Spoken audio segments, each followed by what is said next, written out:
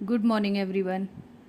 आज हम संविधान पढ़ने जा रहे हैं और संविधान को स्टार्टिंग जो हमारा बेस है प्रियम्बल का, संविधान की उद्देशिका और उसकी विशेषताएं, क्या उसकी विशेषताएं हैं एवं नागरिकता क्या है, ये हम सब पहले संविधान को पढ़ने से पहले हम किसी भी चीज़ को पढ़ते हैं सबसे पहले उसकी भूमिका को तैयार करेंगे। तो हम सबसे पहले संविधान को पढ़ने से उसकी उद्देशिका को कहेंगे। उद्देशिका क्या कहना चाहती है, हमारे जो हमारे जो महान लोग थे, जो हमारे क्रांतिकारी थे, उन्होंने हमारी उद्देशिका में, हमारे संविधान में ऐसा क्या लिखा है।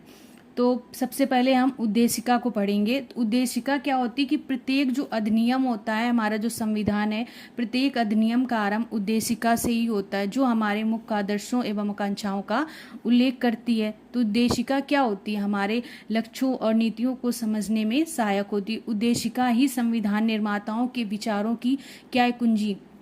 जैसे हम क्या करते हैं, हमारे विचारों की जानने की कुंजी है, तो वैसे संविधान निर्माताओं ने किया, जैसे डॉक्टर भीमराव अंबेडकर या महात्मा गांधी या नेहरू जी ने क्या किया कि उनको सब लोगों ने मिलकर एक विचार विमर्श किया, फिर उसको एक मैप में तैयार किया, लुक लाइक से उसको उद्देशिका का नाम दिया।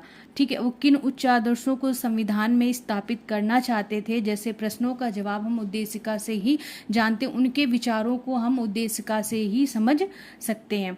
तो पंडित जवाहरलाल नेहरू ने संविधान सभा में जब ये बात रखी, तो कब रखी थी, तो 13 दिसंबर 1946 को इन्होंने प्रस्तुत किया, लेकिन 22 जनवरी 1947 को यह स्वीकृत किया गया। तो उद्देश्य प्रस्ताव हमारा कहाँ से लिया गया है, ये ऑस्ट्रेलिया यूएसए का संविधान है। तो एक हमारा मिनी संविधान भी होता है जिसको हम 42 अमेंडमेंट 1976 कहते हैं। ये इसमें कुल 3 पैरा जोड़े गए थे। कौन कौन से, समाजवादी, पंथ निरपेक्ष शब्द और 6वें पैरा में अखंडता शब्द को जोड़ दिया गया 1975 में। क्योंकि हमारे संविधान में कुछ शब्द जो बाद में जोड़े गए हैं वो किस संविधान से जोड़े गए हैं, तो 42वें संविधान संशोधन से जोड़े गए। तो आज हम सिर्फ उद्देशिका की भूमिका को समझेंगे, फिर हम कुछ नया पढ़ेंगे।